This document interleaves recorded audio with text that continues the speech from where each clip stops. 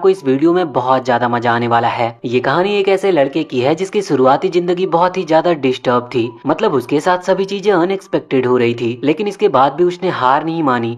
असल में जिस आदमी ने उसे पाला वो उसे एक निंजा बनाना चाहता था। अब वो लड़का गाबीमारू निंजा तो बना, लेकिन वो एक ऐसा निंजा बना जिसकी बॉडी पूरी तरह से इमोर्टल थी। उसकी बॉडी को ना ही चोट लग सकती थी और ना ही उसे मारा जा सकता था। मगर हम धीरे धीरे उसकी पूरी स्टोरी जानेंगे, तो इसीलिए वीडियो को बिल्कुल एंड तक देखना। अब कहानी को बिल्कुल शुरू से शुरू करते हैं। तो गाबीमारू के बचपन में ही वो जिस क्लेन का था, उस क्लेन के ओनर ने उसके पेरेंट्स को खत्म कर दिया और ये सब उसके सामने हो रहा था। लेकिन तब वो सिर्फ एक मात्र छोटा सा बच्चा था। फिर इसके बाद उस क्लेन का ओनर गाबीमारू को बहुत ही ज्यादा हार्ड ट्रेनिंग करवाता है और इस ट्रेनिंग के बाद अब वो बहुत ही ज्यादा पावरफुल हो चुका था। वो जो ओनर था वो बस यही चाहता था कि गाबीमारू एक ऐसा निंजा बन पाए जो कि उसके कहने पर किसी को भी खत्म कर दे। और देखते ही देखते वक्त बहुत ही जल्दी आगे बढ़ जाता है और गाबीमारू अब एक ऐसा ही पावरफुल निंजा बन चुका था। क्लेन का ओनर उससे बहुत ही ज्यादा इम्प्रेस था, यहाँ तक कि उसने अपनी बेटी की शादी भी उसके साथ करा दी थी। असल में वो ऐसा इसीलिए कर रहा था जिससे कि वो गाबीमारू को कंट्रोल कर सके। उसकी जो बेटी थी वो बहुत ही ज्यादा सीधी थी, इस वजह से गाबीमारू को वो बिल्कुल भी पसंद नहीं थी, मगर वो बहुत अच्छी थी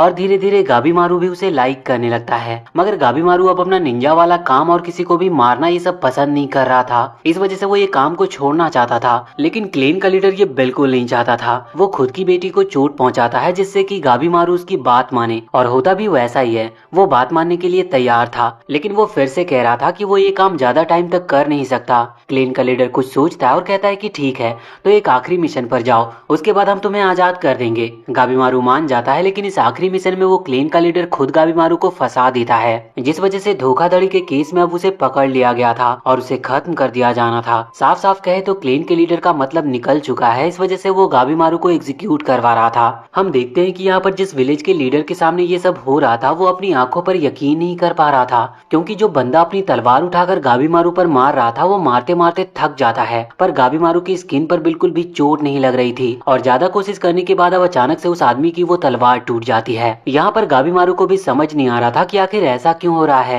वो मन में सोच रहा था कि काश मैं अभी मर जाता, क्योंकि मैंने सच में बहुत गलत काम किया है। उसने अब तक जितने लोगों को मारा था उनकी कोई गिनती नहीं थी, पर ना जाने अब उसके साथ ऐसा क्यों हो रहा था। अब यहाँ पर वो लीडर कुछ और सोच रहा था, इसीलिए अभी वो गाबीमारू को वहाँ के तहखाने में चैन से बांधकर बंद कर देता है। कुछ देर के बाद एक लेडी वहाँ पर आती है और गाबीमारू से कुछ सवाल पूछती है। वो यहाँ पर अभी उससे कह रहा था कि मैं खुद मरना चाहता हूँ, पर ना जाने मैं जिंदा क्यों हूँ। इस पर वो कहती है कि अभी तक तुमने जो ट्रेनिंग की है ये सब उसी का नतीजा है। तुम्हारी स्किन किसी भी तलवार से ज्यादा मजबूत हो चुकी है। अब वो लड़की पूछती है कि तुम किस तरह के अटैक्स का इस्तेमाल करते हो, जिस पर गाबीमारू कहता है कि वो नॉर्मल अटैक नहीं करता। नॉर्मल से इसका मतलब था कि जो बाकी निंजा को सिखाए जाते हैं वो उन अटैक का यूज नहीं करता, उसकी टेक्निक अलग है। वो लड़की पूछने लगती है कि क्या उसे निंजा स्टफ आते हैं। स्टफ से उसका मतलब टेक्निक्स थी, जिस पर गाबीमारू कहता है कि बिल्कुल। अब लड़की कहती है कि उसे वो टेक्निक देखनी है, पर इसके लिए वो साफ साफ मना कर देता है। अब अगला दिन होता है और हम देखते हैं कि अब जो लीडर था वो इस वक्त गाबीमारू को आग में जलाना सही समझता है। वो उसे बांध देते हैं और उसके पास आग जला देते हैं। गाबीमारू की पूरी बॉडी के आसपास आग लगी थी, लेकिन उसकी आंखें खोले हुए अभी भी उस लीडर को ही देख रही थी, जिस वजह से वो लीडर डर रहा था, पर उसे समझ नहीं आता कि आखिर गाबीमारू को कुछ हो क्यों नहीं रहा। इसलिए वो फिर से उसे चेन से बांध देते हैं और किसी दूसरे आइडिया को सोचने में लग जाते हैं।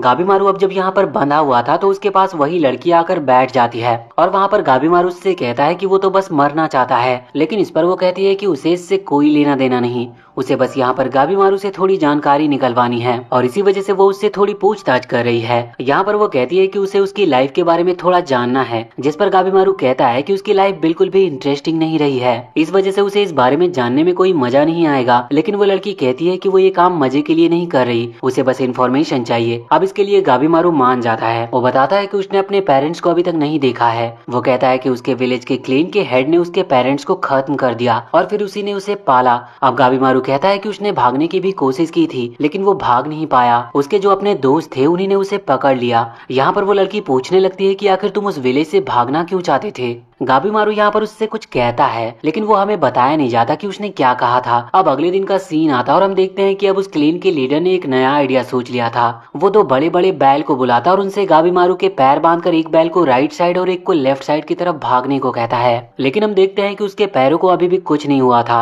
ये देखकर सभी लोग बहुत ही ज्यादा शॉक लग रहे थे। उसी वक्त वहाँ पर वो लड़की आती है और वो गाबीमारू से कहती है कि ये तो बहुत अजीब बात है, गाबीमारू को लगता है कि शायद वो उसकी इमोर्टल बॉडी से रिलेटेड कोई बात कह रही है, लेकिन वो लड़की बताती है कि वो ये कह रही है कि गाबीमारू ने उसे खुद बताया था कि वो मरना चाहता है, लेकिन यहाँ पर तो वो खुद को प्रोटेक्ट कर रहा है। साथ ही वो ये भी कहती है कि अगर तुम सच में मरना चाहते हो तो तुम कभी भी अपने क्लेन से भागने की कोशिश नहीं करते। अब इस पर गाबीमारू क्या ही कहता, उसे कुछ अजीब सा लग रहा था। उसका फेस पूरी तरह से बदल चुका था। वो कहता है कि तुम सच में मेरे बारे में बहुत डिटेल में जानना चाहती हो, और इसके बाद वो उसे बताता है कि असल में जिस विलेज के हेड ने उसके पेरेंट्स को खत्म किया, उन्होंने उसकी शादी अपनी बेटी से करा दी, और फिर गाबीमारू उनकी बेटी से मिला जो कि बिल्कुल अलग थी। उसने ऐसा सोचा ही नहीं था, मगर उसके साथ रहते रहते वो इमोशनल होते जा रहा था और कमजोर पड़ता जा रहा था। उसने सोचा था कि वो उसे छोड़ देगा, लेकिन विलेज के हेड उसे आखिरी मिशन पर भेजते हैं जहाँ पर उसके ऊपर झूठे एलिगेशन लगाते हुए उसे पकड़ लिया जाता है। और फिर वो कहता है कि बाकी तो अब सब तुम्हारे सामने ही है, मैं यहाँ पर फिलहाल बंधा हुआ हूँ उन्हीं एलिगेशंस की वजह से। अब वो ये सब लिखती और वहाँ से चली जाती है।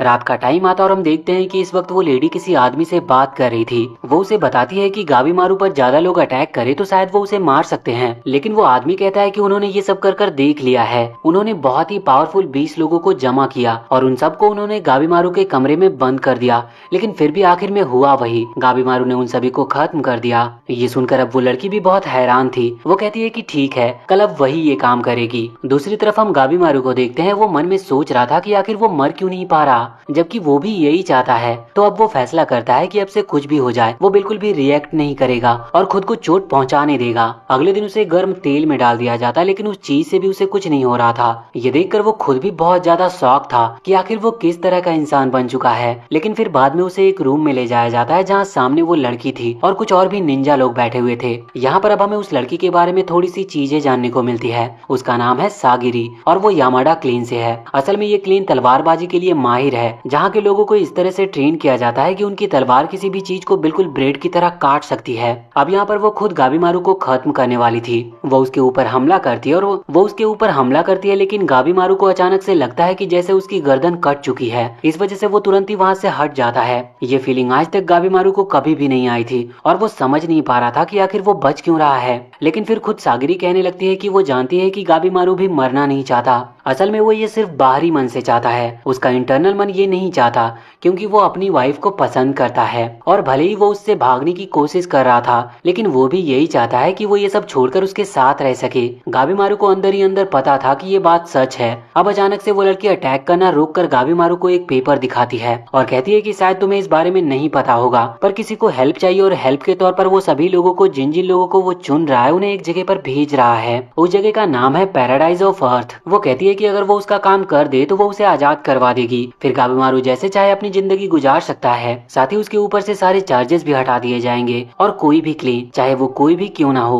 वो गाबीमारू का कुछ भी नहीं कर सकते, क्योंकि ये जो काम है ये बहुत ही पावरफुल पर्सन का है। असल में जो पैराडाइज ऑफ अर्थ है वहाँ पर एक लाइफ ऑफ पोशन मिलता है। वहाँ पर एक चीज मिलती है, उसे लोग एलिक्सर ऑफ लाइफ कहते हैं और वो कमाल की चीज है। अगर कोई उस लिक्विड को पी लेता है तो फिर वो एक तरह से अमर ही हो जाएगा। इस चीज के लिए उस आदमी ने और भी कई लोगों को अपने साथ अपने सोल्जर में भेजा था, लेकिन जितने भी वहाँ से लौट कर आए उनकी बॉडी से फ्लावर निकल रहे थे और वो मारे भी जा चुके थे। किसी को भी समझ में नहीं आया कि ये क्या है, लेकिन फिर भी उन्होंने हार नहीं मानी और वो अभी भी वहाँ पर अपने लोगों को भेजते रहते हैं, इसी उम्मीद की तलाश में कि कोई तो उस एलेक्सर ऑफ लाइफ को वहाँ से लेकर आ पाएगा। और इसीलिए अभी वो आदमी यहाँ पर अलग अलग जगहों से पावरफुल लोगों को बुला रहा है, जहाँ पर सागरी कहती है कि तुम्हारा दूसरा काम ये रहेगा कि तुम वहाँ पर जितने भी आए हुए लोग हैं उनमें से उन लोगों को ढूंढोगे जो कि तुम्हारी तरह बहुत स्ट्रॉन्ग हो और उनमें भी जीने की चाह हो, जिसके लिए वो तुरंत ही हाँ कर देता है, क्योंकि उसे बस इस सब से अब आजाद होना था। यहाँ पर जो गाबीमारू का लीडर था वो कहता है कि वो गाबीमारू को यहाँ से जाने नहीं देगा, क्योंकि वो पहले ही उससे बहुत परेशान था और उसने ठान लिया था कि उसे गाबीमारू को खत्म करना है। यहाँ पर गाबीमारू सागिरी से पूछता है कि तुमने कहा था कि तुम मेरे निंजा टेक्निक को देखना चाहती हो, क्या तुम्हें सच में मेरी पावर देखनी है? तो इस पर वो हाँ करती है,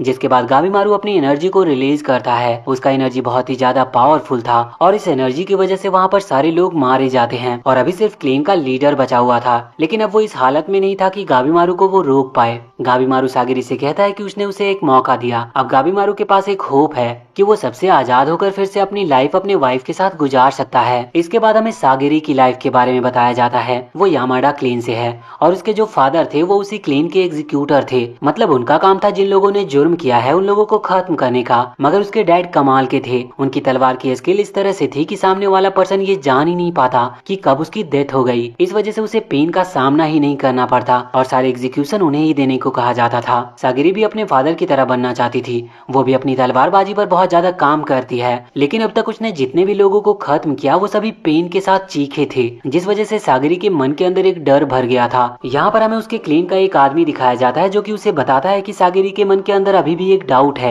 जो उसे अपनी तलवार को सही तरह से यूज करने से रोक रहा है। साथ ही वो सागिरी से कहता है कि तुम अपनी तलवार की तरफ देखो, और जब वो अपनी तलवार पर देखती है तो उसे उन सभी लोगों के चेहरे दिख रहे थे जिन्हें उसने अब तक मारा था। अब उसके मन के अंदर एक डर पैदा हो गया था, जिस वजह से वो हर किसी को खत्म करने में थोड़ी सी हिचकिचा रही थी। उसके मन में बस एक डाउट था, लेकिन फिर भी वो हार नहीं मानती और वो यही करती है। अब इसके बाद फाइनली वो टाइम आ चुका था जब गाबीमारू को वहाँ उस आदमी के सामने ले जाना था जो कि उन्हें काम समझाएगा। तो यहाँ पर गाबीमारू अकेला नहीं था, बल्कि कई सारे उसके साथ क्रिमिनल्स थे। ये सभी बहुत माहिर क्रिमिनल थे और इन लोगों ने जितने लोगों को मारा है उन लोगों की गिनती किसी के पास नहीं है। यहाँ पर सभी लोगों के चेहरे पर एक कपड़ा बांध दिया जाता है जिसकी वजह से उन्हें सामने से कुछ भी दिख नहीं रहा था। असल में बस ये ऐसा उस आदमी की प्रोटेक्शन के लिए किया जा रहा था। वो सभी क्रिमिनल अभी गुस्सा थे पर वो कुछ कर नहीं सकते थे। वैसे हम देखते हैं कि यहाँ पर सागिरी मन में सोच रही थी कि ये सभी क्रिमिनल्स हैं, इन लोगों ने लाखों लोगों को मारा है। अगर वो इन पर अपनी तलवारबाजी की प्रैक्टिस करे तो शायद वो बिना किसी डाउट के सही तलवार चलाना सीख सकती है, पर वो ऐसा भी नहीं कर सकती थी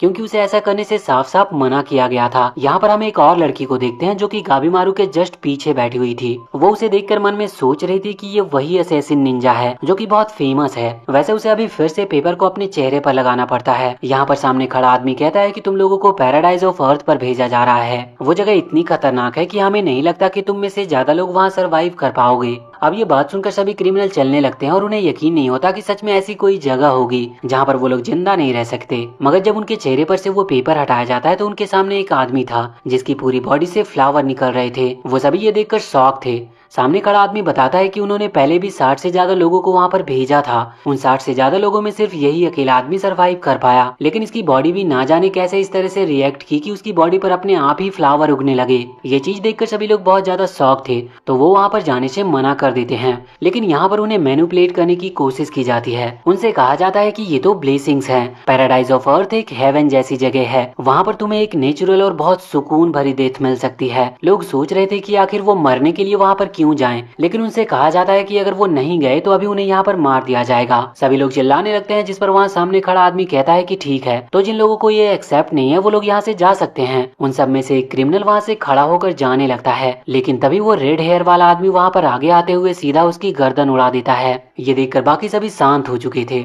सभी की गर्दन पर तलवार रख दी जाती है। उनसे कहा जाता है कि उनके पास और कोई ऑप्शन नहीं है, वो दो चीजों में से एक चीज को ही चुन सकते हैं, या तो यहाँ पर मरो या फिर वहाँ पर। अब सब लोग तैयार थे, लेकिन कुछ देर के बाद एक आदमी वहाँ पर आकर बताता है कि जो नाव उस पैराडाइज ऑफ अर्थ के लिए निकलने वाली थी उस पर थोड़ी लिमिटेड सीट है, जिस वजह से इन क्रिमिनल के बीच एक आदमी एक दूसरे क्रिमिनल को मार देता है और कहता है कि मैं समझ गया, आप लोग यही चाहते हो। जिसके बाद वहाँ पर लड़ाई स्टार्ट हो गई थी और जिस आदमी ने उन सभी को इकट्ठा किया था उन लोगों को इस चीज से कोई फर्क नहीं पड़ रहा था, क्योंकि वो तो चाहते ही यही थे कि जो भी कमजोर है वो यहीं पर मारा जाए। वैसे हम देखते हैं कि जिस आदमी ने उन्हें यहाँ पर इकट्ठा किया था उस चीज से वो बहुत ज्यादा खुश हो रहा था, उसे ये सब देखकर मजा आ रहा था। इस तरफ सैगरी और वो रेड हेयर वाला आदमी आपस में बात कर रहे थे। यहाँ पर वो कह रहा था कि सच में एक एग्जीक्यूटर होना बहुत ही ज्यादा मुश्किल काम है, क्योंकि किसी को मारना मुश्किल नहीं है, पर बाकी लोग जिस नजर से उन्हें देखते हैं वो बहुत मुश्किल से सहन होता है। जिस पर सैगरी कहती है कि वो सही कह रहा है, उसका बचपन भी इसी तरह से गुजरा था, क्योंकि सैगरी के पेरेंट्स एग्जीक्यूटर थे, जिस वजह से सभी बच्चे जो कि सैगरी के दोस्त हुआ करते थे वो उसे परेशान करते, क्योंकि वहाँ एग्जीक्यूशन को बुरी चीज मानते थे, जबकि ये लोग उन्हीं को खत्म करते हैं जिन्होंने कुछ गलत किया हो।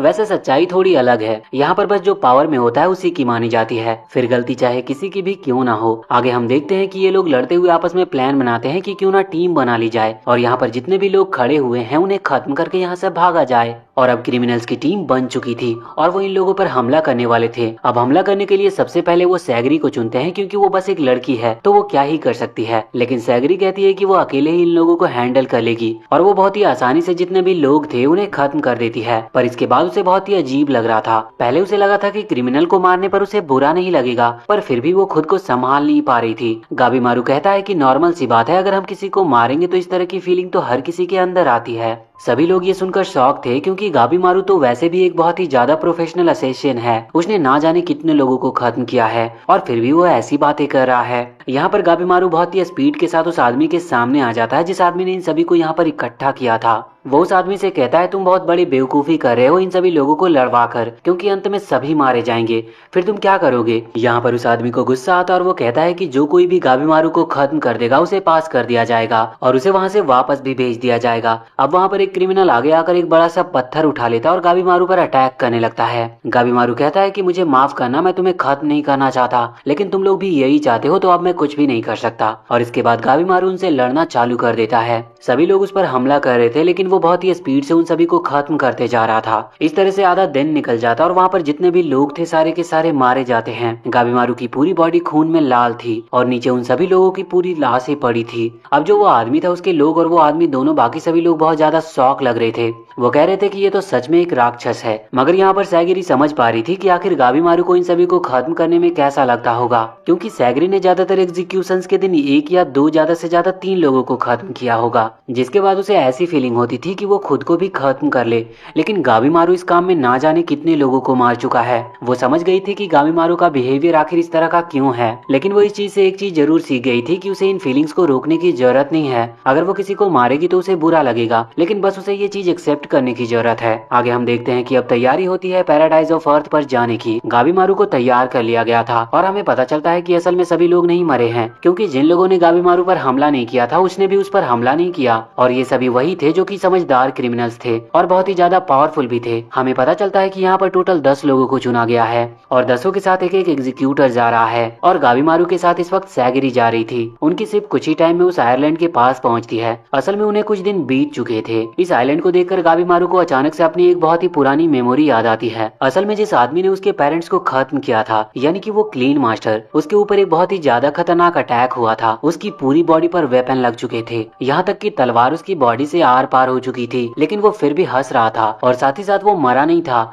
गाबीमारू समझ चुका था कि शायद उसने भी किसी चीज को एब्जॉर्ब किया होगा या फिर पिया होगा, क्योंकि वो खुद भी कहता था कि उसे दूर समुद्र के दूसरे कोने से कुछ मिला था जिसने उसकी लाइफ बदल दी। गाबीमारू ये पूरी स्टोरी अभी सैगिरी के साथ शेयर करता है, मगर सैगिरी कहती है कि उसे एलेक्सर ऑफ लाइफ के बारे में ज्यादा कुछ पता नहीं है। अब यहाँ पर ये लोग उस आइलैंड के आगे बढ़ते हैं। गाबीमारू और सैगिरी अभी साथ में जा रहे थे। गाबीमारू के यहाँ पर हाथ बंधे हुए थे, आसपास फ्लावर्स थे, लेकिन वो जानता था कि यहाँ पर बहुत ही ज्यादा खतरा है, इसीलिए वो ये बात सैगिरी को समझाता है और कहता है कि उसके हाथ खोल दे। लेकिन सैगिरी कहने लगती है कि नहीं, वो ऐसा नहीं करेगी, क्योंकि उसे यही कहा गया है कि सभी लोगों को बांध कर ले जाना है और देखना है कि वो रूल्स को फॉलो करे। अब गाबीमारू कहता है कि इतने ज्यादा खतरे में वो हाथ बांधकर कैसे चल सकता है, आखिर वो खुद को प्रोटेक्ट कैसे करेगा। लेकिन फिर सैगिरी नहीं मानती। इस वजह से गाबीमारू चुपचाप आगे बढ़ता है, लेकिन फिर वो फिर से रुक गया था और कहने लगा था कि नहीं, वो इस तरह से नहीं चल सकता। वो बस अपने हाथ खींचता है, जिस वजह से उसकी रस्सी टूट जाती है। लेकिन सैगिरी कहती है कि वो ऐसा नहीं कर सकता और वो फिर से उसे एक रस्सी देती है। गाबीमारू चिल्लाकर कहता है कि तुम ये क्या कर रही हो, तुम्हें पता है कि हमें सिर्फ 3 दिन का खाना दिया गया है, क्या सच में लगता है कि वो एलेक्सर ऑफ लाइफ हमें 3 दिन में मिल जाएगा। इस पर सैगिरी कहने लगती है कि उसे कुछ भी नहीं पता, बस उसे जो कहा गया है वो वही करेगी, और वो गाबीमारू की दोस्त या फिर टीम मेंबर नहीं है जो गाबीमारू इस तरह से बात कर रहा है। उसे बस यहाँ पर उसके ऊपर नजर रखने के लिए भेजा गया है। अब यहाँ पर गाबीमारू को समझ नहीं आता कि आखिर ये लोग चाहते क्या हैं। वो कहता है कि क्या सच में वो आदमी उस एलेक्सर ऑफ लाइफ को पाना चाहता है, लेकिन अब वो अपनी वाइफ के लिए गाबीमारू इस चीज को भी सहन करता है और खुद के हाथ खुद ही बांध लेता है। लेकिन अब तभी कहीं अचानक से एक बड़ी सी आयरन कैनन बॉल आकर गाबीमारू के फेस पर लगती है, जिसकी वजह से वो वहाँ से दूर गिर गया था। और जब सैगिरी दूसरी तरफ देखती है तो वहाँ पर उन्हीं 10 क्रिमिनल्स में से एक क्रिमिनल था जिसका नाम कैन है। कैन के बारे में कहा जाता है कि उसने ना जाने कितने लोगों को मारा है, और वो भी सिर्फ उनके वेपन के लिए। वो सिर्फ अपने मजे के लिए लोगों पर अटैक करता था। अब वहाँ पर उसे इस तरह से देखकर सैगिरी बहुत ज्यादा शॉक थी, लेकिन फिर वो देखती है कि ये कैन के साथ जिस एग्जीक्यूटर को भेजा गया था वो भी उसी के साथ था, लेकिन वो उसे रोक नहीं रहा था। गाबीमारू यहाँ पर बिल्कुल ठीक था, उसे वहाँ पर कुछ भी नहीं हुआ था। वो आगे जाकर सैगिरी से कहता है कि तुमने कहा था कि सभी को अपने हाथ बांध कर रखने हैं, फिर इसने अपने हाथ को क्यों खोल रखे हैं। सैगिरी जब ये बात उस एग्जीक्यूटर से पूछती है तो वो बताता है कि ये सब बेवकूफी है, इस तरह की खतरनाक जगह पर हाथ बांधकर कौन घूम सकता है। यहाँ पर गाबीमारू भी उसकी बात से एग्री कर रहा था। अब वो एग्जीक्यूटर कहता है कि तुम हर किसी की बात मान जाती हो, तुम्हें इस जगह पर आना ही नहीं चाहिए था, क्योंकि यहाँ पर सबसे ज्यादा खतरा तुम ही को है। वैसे सैगरी यहाँ पर पूछती है कि आखिर वो दोनों उस एलेक्जर को ढूंढने की वजह यहाँ पर आकर इन पर अटैक क्यों कर रहे हैं। तो इस पर वो एग्जीक्यूटर बताता है कि उसने सोचा कि क्यों ना उस एलेक्जर के पीछे जाने से पहले वो बाकी क्रिमिनल को खत्म कर दे। और कैन इसीलिए ये करना चाहता था क्योंकि उसे तो सबके वेपन चाहिए, उसे वेपन कलेक्ट करने का शौक है। अब हम देखते हैं कि यहाँ पर वो गाबीमारू पर अटैक करना स्टार्ट कर देता है। उसकी जो पावरफुल वेपन्स थे उनमें से उसने एक वेपन को चुन लिया था, लेकिन जैसे ही वो वेपन गाबीमारू से लगता है तो वो बुरी तरह से टूट जाता है। लेकिन तुरंत ही कैन अपना दूसरा वेपन निकालता है, मगर उसका भी यही हाल होता है। यहाँ पर सैगरी गाबीमारू से कहती है कि भले ही वो अपने रूल फॉलो ना कर रहा हो, लेकिन तुम्हें अपने रूल फॉलो करने होंगे। और फिर वो गाबीमारू से हाथ बांधने के लिए कहती है। उसकी बात मानकर वो अपने हाथ बांध लेता है। यहाँ पर हम देखते हैं कि कैन अपने और भी कई सारे अटैक गाबीमारू के ऊपर करता है, लेकिन उसका कोई भी अटैक उसका कुछ भी बिगाड़ नहीं पा रहे थे। और अब गाबीमारू की बारी आती है। जब कैन उस पर अपने स्पीयर से अटैक कर रहा था तो गाबीमारू उसके अटैक को रोकता है, और इस वजह से जो कैन के सभी वेपन्स थे वो वहाँ हवा में गिर चुके थे। यहाँ पर गाबीमारू ने बस उसे थोड़ा सा धक्का ही दिया था, लेकिन सैगरी इस चीज से शॉक थी कि गाबीमारू ने एक ही अटैक में कैन को हरा दिया, क्योंकि इससे पहले अभी तक किसी ने कैन को हरा नहीं पाया था। लेकिन हम देखते हैं कि कैन अभी तक मरा नहीं था। वो खड़ा होता और फिर से गाबीमारू पर हमला करने लगता है, पर यहाँ पर गाबीमारू भी आगे बढ़ता और उस पर उसी के वेपन से अटैक करके उसे सच में इस बार मार देता है। और यहाँ पर कैन के साथ आया हुआ जो एग्जीक्यूटर था वो कैन की गर्दन निकाल लेता है, क्योंकि असल में उसे वापस लौटकर उन लोगों को वो दिखानी थी और बताना था कि हाँ सच में वो जिसके साथ गया था वो मारा जा चुका है। यहाँ पर वो थोड़ा खुश भी लग रहा था। वो कह रहा था कि चलो अच्छा हुआ, मैं यहाँ से जल्दी वापस चला जाऊंगा। ये चीज सैगरी को समझ नहीं आ रही थी, तो वो उसे बताता है कि यहाँ पर बहुत ही ज्यादा खतरा है, और असली खतरा तो उन्हें इन क्रिमिनल से भी है, क्योंकि कई सारे क्रिमिनल अपने एग्जीक्यूटर को मार चुके हैं। भले ही एग्जीक्यूटर कितना ही पावरफुल क्यों ना हो, लेकिन उन्होंने इस तरह की टेक्निक का यूज किया कि एग्जीक्यूटर भी कुछ कर नहीं पाए। कईयों ने तो सिर्फ स्ट्रेंथ के बल पर ही उन्हें हरा दिया, और कईयों ने कुछ गलत तरीके भी यूज किए। और यहाँ पर वो कह रहा था कि अभी तो फिर भी सिचुएशन ठीक है, कुछ टाइम बाद सिचुएशन और भी बिगड़ने वाली है, क्योंकि सभी क्रिमिनल्स वहाँ इस आइलैंड पर अंदर की तरफ बढ़ रहे हैं। जब वो सभी मिलेंगे तो ना जाने क्या होगा। वैसे इसके बाद अब वो वहाँ से चला जाता है। यहाँ पर सैगरी सोच रही थी कि उसे गाबीमारू से ना जाने खतरा है या नहीं, क्योंकि अभी तक वो समझ नहीं पाई थी कि गाबीमारू के दिमाग में चल क्या रहा है। लेकिन इतने में ही गाबीमारू उस पर हमला कर देता है। ये देखकर सैगरी शॉक थी और वो समझ चुकी थी कि यही गाबीमारू का असली नेचर है। हम देखते हैं कि यहाँ पर उन दोनों के बीच में फाइट स्टार्ट हो जाती है, लेकिन सैगरी यहाँ पर अभी भी गाबीमारू पर सच में अटैक करने से घबरा रही थी। वैसे ऐसा उसके साथ हर किसी से फाइट करते वक्त होता था, मगर हम नोटिस करते हैं कि यही सेम चीज वहाँ पर गाबीमारू भी महसूस कर रहा था। उसे मौका मिल रहा था, लेकिन फिर भी वो ना जाने क्यों अपने अटैक्स को रोकते जा रहा था, जबकि सैगरी को हराना उसके लिए कोई मुश्किल बात नहीं थी। हम देखते हैं कि यहाँ पर गाबीमारू को वही अजीब फीलिंग आ रही थी जो कि उसे अपनी वाइफ के साथ आती थी, और इसी वजह से वो उसे छोड़ना चाहता था, क्योंकि वो कमजोर नहीं पड़ना चाहता। वो यहाँ पर अपना हमला करना स्टार्ट रखता है। उसे अपने क्लेन लीडर की बात याद आती है जिसने उसे ट्रेन किया था कि वो किसी को भी खत्म कर सकता है। वो सोचता है कि मुझे फिर से ताकतवर बनना होगा, और अब वो बिना कुछ देखे अटैक करते जा रहा था। और इसी दौरान सामने सैगरी की तलवार टूट जाती है। गाबीमारू के पास अच्छा मौका था उसे खत्म करने का। उसने उसकी तलवार उसके गर्दन पर रख रखी थी, लेकिन फिर भी ना जाने क्यों गाबीमारू उस पर हमला नहीं कर पा रहा था। उसके हाथ ही नहीं चल रहे थे। उसे अपनी वाइफ की शैडो दिखाई देती है जो कि उसे ऐसा करने से रोक रही थी। वो यहाँ पर रोने लगता है और कहता है कि मैं सच में कमजोर पड़ता जा रहा हूँ। लेकिन तभी सैगरी उसे बताती है कि ऐसा नहीं है, इमोशंस तुम्हें कमजोर नहीं बनाते, ये सिर्फ हमारी सोच है जो हमें ऐसा सोचने पर मजबूर करती है, जबकि इमोशंस ही तो पावर होते हैं। यहाँ पर सैगरी जो कुछ भी कह रही थी ये सब गाबीमारू की वाइफ पहले ही उसे कह चुकी थी, इस वजह से वो सिर्फ सुनता रहता है। अब यहाँ से सीन चेंज होता है और हम देखते हैं कि अभी दूसरे क्रिमिनल भी वहाँ उस जंगल के अंदर आते जा रहे थे। यहाँ पर अभी हम टामिया को देखते हैं जो कि एक स्वॉर्ड्समैन है। वो और उसका जो एग्जीक्यूटर है वो वहाँ उस जंगल में अंदर बढ़ते हैं, तो सामने उन्हें बहुत सारे फूल देखते हैं। हर तरफ सिर्फ फ्लावर्स ही फ्लावर्स थे और चारों तरफ बटरफ्लाई उड़ रही थी। कुछ देर इसी तरह से देखकर अंदर आगे बढ़ते हुए अचानक से एक बटरफ्लाई टामिया के हाथ पर बाइट कर लेती है। उसे कुछ भी समझ नहीं आया था, लेकिन फिर उसे तुरंत ही याद आता है कि जिस आदमी को उसने वहाँ यमाडा क्लेन के बीच में देखा था उसकी पूरी बॉडी पर फ्लावर्स उग रहे थे। वो समझ गया था कि असल में ये उसी पॉइजनस बटरफ्लाई का काम है। वो तुरंत ही अपनी तलवार निकालता और अपना हाथ काट लेता है। ये चीज देखकर उसका एग्जीक्यूटर बहुत ज्यादा शॉक था। दूसरी तरफ हम वापस से गाबीमारू के पास आते हैं, जहाँ पर हम देखते हैं कि अभी तभी इस वक्त उन्हें भी कुछ अजीब मॉन्स्टर्स मिले थे जिनका फेस पूरी तरह से शार्क की तरह था। गाबीमारू तुरंत अपना मास्क लगाता और उनसे फाइट करना स्टार्ट कर देता है। यहाँ पर वो सैगरी से कहता है कि तुम बस थोड़ा पीछे रहकर खड़ी रहो और ध्यान रखना कि तुम पर कोई अटैक ना करे। मगर सैगरी को कुछ भी समझ नहीं आ रहा था कि गाबीमारू अकेले ही इतने सारे मॉन्स्टर से लड़ने के लिए आगे बढ़ चुका था और अब सैगरी ध्यान नहीं देती, इस वजह से एक मॉन्स्टर उस पर अटैक करने वाला था। लेकिन गाबीमारू वहाँ अपनी फाइट पूरी करते हुए यहाँ पर आकर सैगरी को भी बचा लेता है। लेकिन अब देखते ही देखते वहाँ पर और भी कई सारे मॉन्स्टर्स आने लगे थे, पर तभी वहाँ पर कुछ क्रिमिनल्स और उनके एग्जीक्यूटर वहाँ पर आ जाते हैं और उन्होंने भी यहाँ पर फाइट करके गाबीमारू और सैगरी को बचा लिया था। बाद में वो दोनों उनके साथ टीम अप कर लेते हैं, जहाँ पर उन सभी क्रिमिनल्स और एग्जीक्यूटर में से एक लड़की जिसका नाम यजू रिहा है, वो गाबीमारू को यहाँ के सभी मॉन्स्टर्स के बारे में कुछ कुछ बताती है। मतलब वो लोग जब यहाँ आ रहे थे तो उन्हें भी इस तरह के खतरनाक मॉन्स्टर्स मिले थे। वैसे वो लोग इम्प्रेस थे कि गाबीमारू ने अकेले ही इतने सारे मॉन्स्टर्स को खत्म कर दिया। हम देखते हैं कि यहाँ पर अचानक से एक इंसेक्ट सैगरी को काट लेता है, जिस वजह से वो बेहोश हो चुकी थी और अभी उसे पास की एक गुफा में रेस्ट करने के लिए सुला दिया जाता है। यहाँ से सीन चेंज होकर दूसरी तरफ आता है। असल में ये उसी आइलैंड का दूसरा कोना था, जहाँ पर हम देखते हैं कि और भी कुछ क्रिमिनल्स और उनके एग्जीक्यूटर साथ मिलकर फाइट कर रहे थे। इसके बाद हम वापस से सैगरी के पास आते हैं, जिसे अब होश आ चुका था।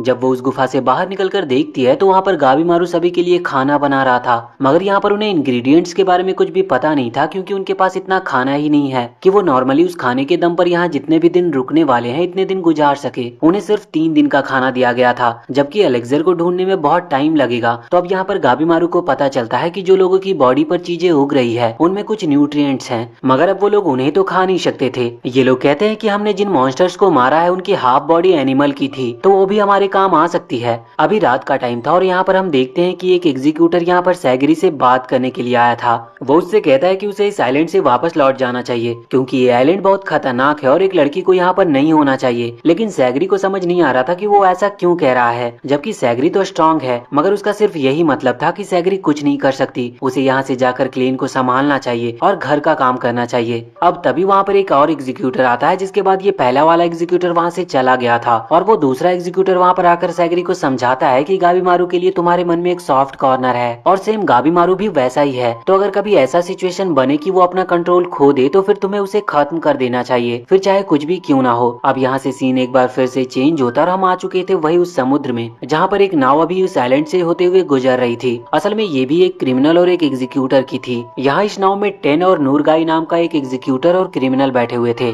हम देखते हैं कि ये लोग यहाँ से भागने के बारे में सोच रहे थे क्योंकि लाइफ बचानी थी, लेकिन तभी उनके ऊपर किसी तरह का एक बहुत खतरनाक मॉन्स्टर हमला कर देता है। यहाँ पर टेन जो एक एग्जीक्यूटर है वो खुद भी यहाँ पर लड़ता है। वो खुद को और नूरगाई को बचाने के लिए लड़ रहा था और फाइनली वो उस मॉन्स्टर को हरा देता है, लेकिन उसकी हालत बहुत खराब हो चुकी थी और उन्हें ना चाहते हुए भी उस आइलैंड पर उन्हें आना पड़ता है और अब वो वहाँ से भाग नहीं सकते थे, इसीलिए उनकी लास्ट होप थी वो एलेक्जर ऑफ लाइफ। वैसे यहाँ पर टेन को पता चलता है कि जो नूरगाई है वो असल में लड़की है। उसके बाद ये सीन चेंज होता और हम वापस आ जाते हैं गाबीमारू और सैगरी के पास। वो यहाँ पर बैठकर बात कर रहे थे। वैसे बाद में अगले सीन में हम देखते हैं कि वो जो मास्टर थे जिन्होंने कहा था कि सैगरी को वापस लौट जाना चाहिए, वो यहाँ पर अभी सैगरी से बात कर रहे थे। इस दौरान उन पर कोई हमला कर देता है, उन्हें बहुत खतरनाक चोट लगती है। ये अटैक जिसने किया था वो एक बहुत ही खतरनाक क्रिमिनल था और लोग इसे जॉइंट कहकर बुलाते थे। इसने पहले ही अपने एग्जीक्यूटर को मार दिया था। इसके बारे में कहा जाता है कि ये बचपन से ही इतना स्ट्रॉन्ग था कि उसकी बॉडी बचपन में ही जॉइंट की तरह बड़ी हो गई थी और बहुत ही ज्यादा स्ट्रॉन्ग और हार्ड बन गई थी। अब यहाँ पर वो जॉइंट सैगरी पर भी हमला करने वाला था, लेकिन इस दौरान गाबीमारू वहाँ पर आ जाता और उसे लात मारते हुए बहुत ही दूर फेंक देता है। हम देखते हैं कि यहाँ पर सैगरी उस सीनियर एग्जीक्यूटर की चोट पर कपड़ा बांध रही थी, लेकिन उसे इतनी चोट लग गई थी कि उसका ब्लड रुक ही नहीं रहा था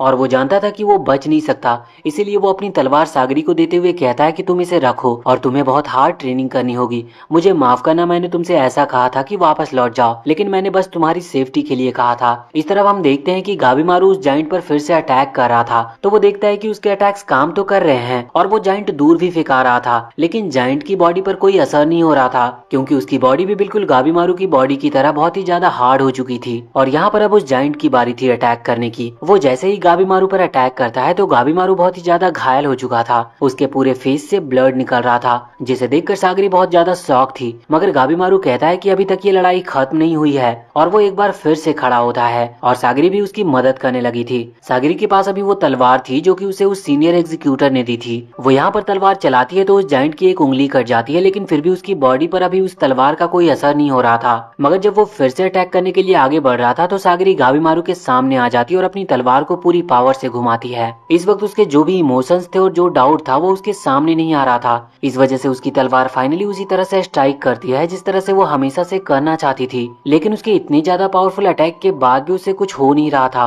मगर अब गाबीमारू खड़ा होता है और कहता है कि अब हमें साथ में मिलकर काम करना होगा। इसके बाद वो अपनी निंजा पावर्स को एक्टिवेट करते हुए अपनी निंजा एनर्जी को रिलीज करता है। वैसे ये एनर्जी अभी भी उस जाइंट को कोई फर्क नहीं पहुंचा पा रही थी, उसे बिल्कुल भी चोट नहीं लग रही थी। लेकिन इस एनर्जी की वजह से आसपास के पेड़ों में आग लगने शुरू हो गए थे, जिसकी वजह से वहाँ पर धुआं ही धुआं हो रहा था और अब जाइंट को आसपास कुछ दिखाई नहीं दे रहा था और वो गलती से वहाँ नीचे गिर गया था। और इसी मौके की तलाश में गाबीमारू तुरंत उसके पास आकर उसे पकड़ लेता है। साथ ही सैगरी भी तुरंत आगे बढ़कर जाइंट पर अटैक कर देती है, जिस वजह से जाइंट यहाँ पर मारा जाता है और अब उन्होंने फाइनली उसे हरा दिया था। अब उस जंगल में आग बढ़ रही थी, इस वजह से वो वहाँ से निकलने की कोशिश करते हैं। यहाँ पर सैगरी उसी मास्टर को देखती है, ये वही था जिसने उसे वो तलवार दी थी और अब वो जिंदा नहीं था। अब वहाँ जंगल से बाहर निकलते वक्त वहाँ बाहर की साइड उन्हें याजुरिया और उसके एग्जीक्यूटर मिलते हैं। यहाँ पर याजुरिया कह रही थी कि हमें ये आइलैंड जितना ज्यादा सिंपल लगता है ये इतना ज्यादा सिंपल है नहीं। यहाँ पर एक क्रिमिनल और एक एग्जीक्यूटर उस आइलैंड पर दूसरे साइड से अंदर की तरफ बढ़ रहे थे और इन्होंने बहुत सारे मॉन्स्टर्स को मार भी दिया था, जिस वजह से आइलैंड के बहुत अंदर आ चुके थे। अंदर आने के बाद इन्हें यहाँ पर दो लड़कियां मिलती है और वो दोनों ह्यूमन जैसी नहीं लग रही थी। वो कहती है कि सच में कमाल है, अभी तक यहाँ आइलैंड पर कोई नहीं आया है, तुम पहले वो दो पर्सन हो जो यहाँ तक जिंदा आ पाए। इसके बाद वो इन दोनों को ऑफर देते हैं कि वो उनकी टीम को ज्वाइन कर ले, लेकिन वो दोनों में से एक कहने लगती है कि नहीं, ये लोग ह्यूमन हैं, हम इन्हें हमारी टीम में नहीं रख सकते। और अचानक से फिर उनमें से एक अपना रूप बदल लेती और अब एक लड़का बन चुकी थी और अचानक से इन पर हमला करने लगी थी। लेकिन अब इसके बाद यहाँ से सीन चेंज होकर अब वापस से गाबीमारू के पास आ जाता है। वो लोग आगे बढ़ रहे थे कि तभी गाबीमारू किसी एक अजीब सी लड़की को देखता है। वो छोटी बच्ची थी और उसने एक हुड पहन रखी थी, जिस वजह से उसका चेहरा नहीं दिख रहा था और अचानक से वो वहाँ से भागने लगती है। गाबीमारू को लगता है कि इससे कुछ ना कुछ इस आइलैंड के बारे में पता चल सकता है, इस वजह से वो उसके पीछे भागता है। कुछ दूर आने के बाद अचानक से उनके सामने एक ट्री मॉन्स्टर आ जाता है जो कि उस छोटी बच्ची को प्रोटेक्ट कर रहा था। मगर गाबीमारू यहाँ पर यूजिरिया और उसके एग्जीक्यूटर को आगे करते हुए उस ट्री मॉन्स्टर को उनसे लड़ने के लिए छोड़ देता है और खुद सैगरी के साथ उस छोटी बच्ची की तरफ भागता है। कुछ देर के बाद वो छोटी बच्ची को पकड़ने वाला था, तब वो देखता है कि उस छोटी बच्ची के पास बहुत ज्यादा स्ट्रेंथ है और साथ ही जब वो रोने लगती है तो अचानक से वहाँ आसपास के सभी ट्रीज की वाइन्स आकर गाबीमारू पर अटैक करने लगती है।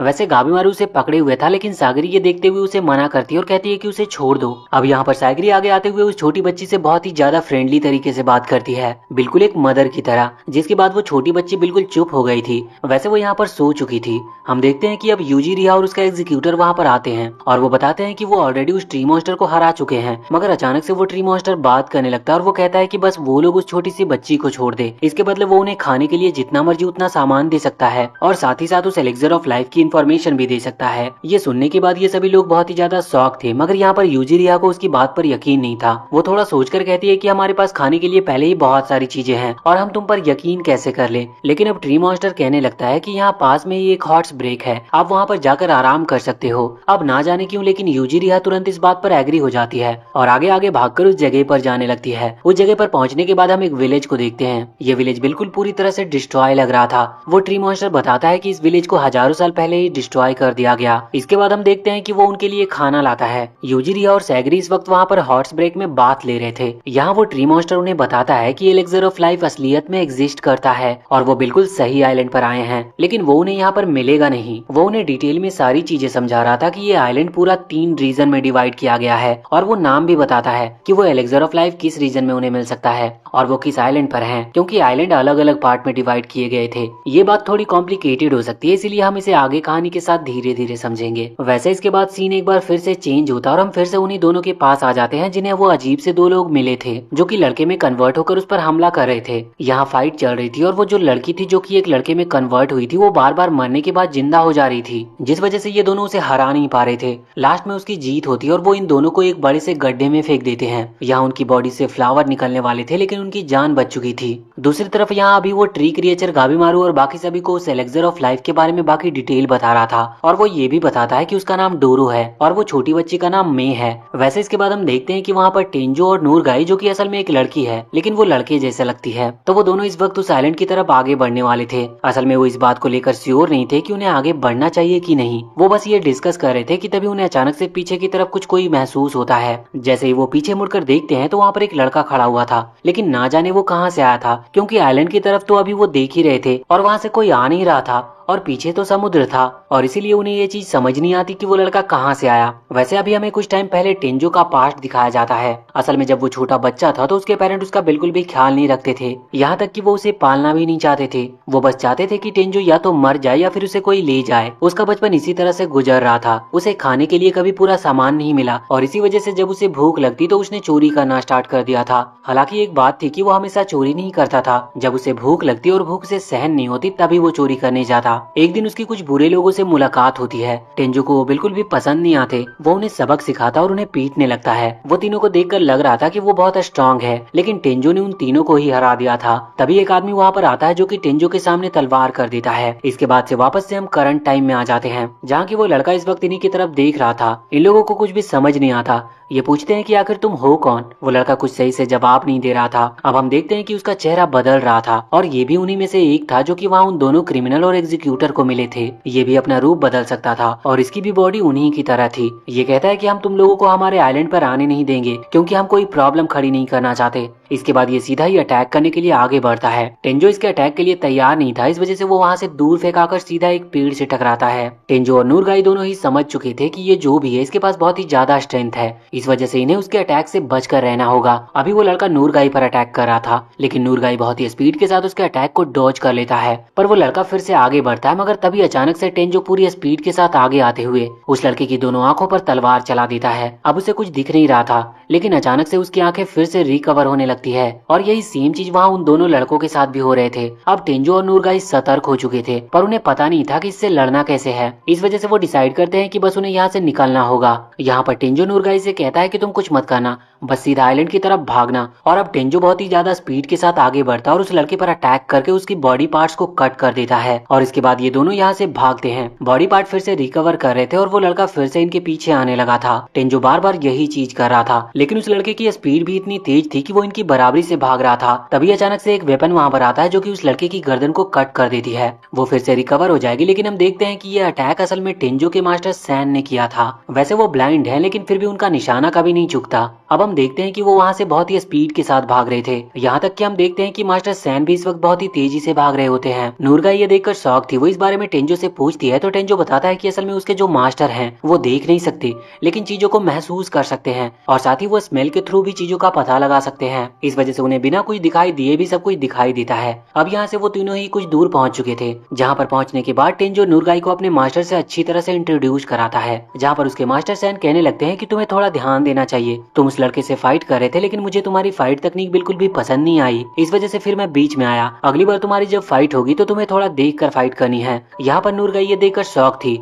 वो मन में सोच रही थी कि इस तरह के खतरनाक आइलैंड, जहाँ पर उन्हें ये भी नहीं पता कि वो लोग 10 मिनट से ज्यादा भी सरवाइव कर पाएंगे कि नहीं, वहाँ पर ये लोग आपस में एक दूसरे को इंस्ट्रक्शन दे रहे थे और मास्टर सैन यहाँ पर टेंजो को सिखा रहे थे। अब यहाँ पर टेंजो उनसे पूछता है कि आप यहाँ पर क्या कर रहे हो और आपके साथ जो क्रिमिनल था वो कहाँ पर है। इस पर मास्टर सैन कुछ डिटेल में बताते हुए कहते हैं कि उनके साथ जो लड़की थी उसने उन्हें धोखा दिया, इस वजह से उन्होंने उसे खत्म कर दिया और वो अभी आइलैंड से वापस जा रहे थे, लेकिन वहाँ पर उन्हें इस आइलैंड पर कई सारे अजीब मॉन्स्टर्स के होने का पता चला, जिस वजह से वो अपने साथियों को लेने के लिए यहाँ पर वापस लौट कर आए हैं। अब जब तक वो ये सब बता रहे थे उसी वक्त वहाँ पर वही लड़का आ जाता है। मास्टर सैन यहाँ पर नूरगाई और टेंजो को बचा लेते हैं, लेकिन अब उस लड़की ने यहाँ पर मास्टर सैन की गर्दन पर अटैक कर दिया था, जिस वजह से उन्हें बहुत ही ज्यादा खतरनाक चोटें आई थी। टेंजो इस वक्त उस लड़के से फाइट कर रहा था, लेकिन वो लड़का इस वक्त इतना ज्यादा फास्ट हो चुका था कि वो टेंजो के हर अटैक को डॉज कर रहा था। वो बताता है कि उसने टेंजो की स्पीड को कैलकुलेट कर लिया है और अब वो उसे मार नहीं सकता। और अब वो लड़का टेंजो पर हमला करता है, जिसकी वजह से टेंजो की बॉडी पर बहुत ही ज्यादा खतरनाक चोट आ चुकी थी। अब अचानक से यहाँ से हमें टेंजो का पास्ट का सीन दिखाया जाता है। अभी हम देखते हैं कि असल में जिस आदमी ने गाबीमारू को वहाँ तलवार दिखाई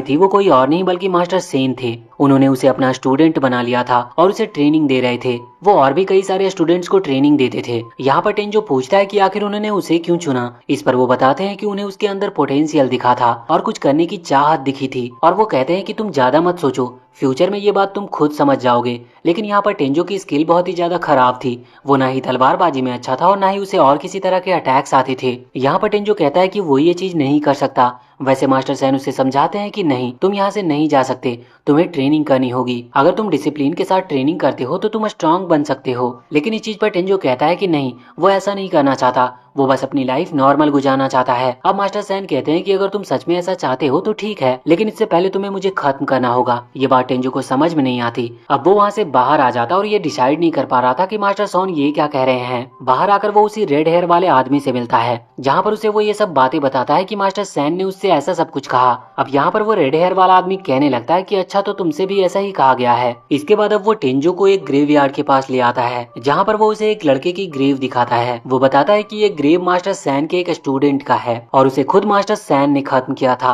असल में इस स्टूडेंट ने कहा था कि इसे मास्टर सैन से नहीं सीखना, जिसके बाद मास्टर सैन मान गए और उन्होंने उसे जाने दिया। लेकिन फिर ये लड़का पकड़ा गया, जिस वजह से मास्टर सैन को खुद ही ऑर्डर दिया गया था कि उन्हें इस लड़के को खत्म करना है। लेकिन मास्टर सैन कभी ऐसा करना नहीं चाहते थे, पर उनके पास दूसरा कोई ऑप्शन नहीं था, वो कुछ भी नहीं कर सकते थे। इसीलिए उन्होंने तुमसे ऐसा कहा, जिससे कि उनके सामने सेम कंडीशन दूसरी बार ना खड़ी हो जाए। क्योंकि अगर तुम उन्हें ज्वाइन करके रखोगे तो एक दिन तुम खुद उनसे ज्यादा स्ट्रॉन्ग बन जाओगे, और अगर तुम यहाँ से छोड़कर जाना चाहते हो तो तुम्हें उन्हें पहले खत्म करना होगा। इसके बाद टेंजो समझ चुका था कि मास्टर सैन सिर्फ उसकी भलाई के लिए ऐसा सब कुछ कह रहे थे और वो उसे इसीलिए ट्रेन करना चाहते थे। फिर वो हार्ड ट्रेनिंग करता और हार नहीं मानता। उसने पहले से बहुत ही ज्यादा प्रोग्रेस कर ली थी। इसके बाद हम करंट टाइम में आते हैं, जहाँ पर टेंजो को बहुत ही ज्यादा चोट लग गई थी, लेकिन वो देखता है कि उसके मास्टर और साथी नूरगाई दोनों ही खतरे में थे। इस वजह से वो खड़ा होता और उस लड़के को मारने लगता है। उसे बस और कुछ भी सूझ नहीं रहा था, उसे बस यही था कि उसे किसी भी तरह से मास्टर और नूरगाई को प्रोटेक्ट करना है। यहाँ पर मास्टर उसकी हेल्प करने के लिए आगे आने वाले थे, लेकिन वो उनसे कहता है कि उन्हें यहाँ से निकल जाना चाहिए और नूरगाई को अपने साथ ले जाना चाहिए। मास्टर वैसे तो ऐसा करना नहीं चाहते थे,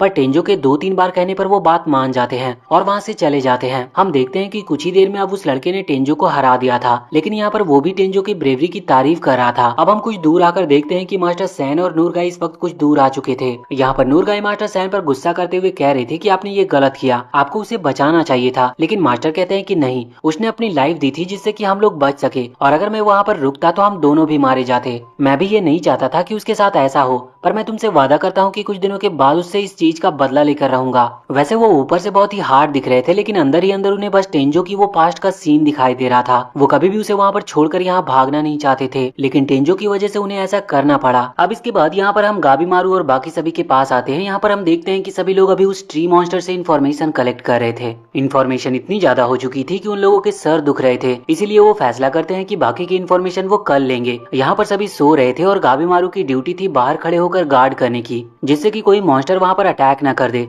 वैसे हम दूसरे सीन में देख रहे थे, तभी यहाँ पर उसी ट्री मॉन्स्टर ने इन्हें कुछ चीजें बताई थी और उसने एक प्लेस का नाम भी बताया था, लेकिन उससे ज्यादा कुछ डिटेल नहीं बताई थी। इसीलिए गाबीमारू डिसाइड करता है कि वो उस जगह पर जाएगा। अब वो वहाँ के लिए निकल चुका था। वहाँ पहुँचने के बाद उसकी मुलाकात उसी लड़के से होती है जिसकी फाइट अभी अभी टेंजो से हुई थी। यहाँ पर वो लड़का गाबीमारू को देखकर बहुत ही ज्यादा आलस के साथ कहता है कि तुम यहाँ से चले जाओ, अब मैं एक और ह्यूमन से फाइट नहीं करना चाहता। गाबीमारू उससे कहता है कि क्या तुम भी यहाँ पर एलेक्सर ऑफ लाइफ के लिए आए हो। ये सुनकर वो लड़का शॉक था, वो तुरंत ही खड़ा होकर उससे फाइट करने लगा था। गाबीमारू उस पर अटैक करता है, जिस वजह से उस लड़के का हाथ टूट जाता है और साथ ही गाबीमारू उसके फेस पर भी मारता है। उस लड़के को बहुत ज्यादा डैमेज पहुंचा था, लेकिन उसकी बॉडी बार बार रिकवर कर रही थी। गाबीमारू ये देखकर शॉक था। वो कहता है कि क्या तुम भी टेंसेन में से एक हो। असल में ट्री मॉन्स्टर ने उसे बताया था कि यहाँ पर टेंसेन नाम के कुछ ह्यूमन जैसे दिखने वाले लोग हैं और ऐसे टोटल 10 लोग हैं। वैसे वो लड़का भी उस पर अटैक करके शॉक था, क्योंकि गाबीमारू की बॉडी भी रिकवर कर रही थी। असल में गाबीमारू को ज्यादा चोट नहीं लग रही थी, लेकिन उस लड़के के भी अटैक बहुत ही ज्यादा पावरफुल थे। अब गाबीमारू यहाँ पर अपनी दूसरी पावर का इस्तेमाल करता है। उस पर फायर टेक्निक का यूज करते हुए उसे जलाने की वो कोशिश करता है। वैसे इस चीज से उस लड़के को चोट तो आई थी, मगर फिर तुरंत ही उसने अपने आप को रिकवर भी कर लिया था।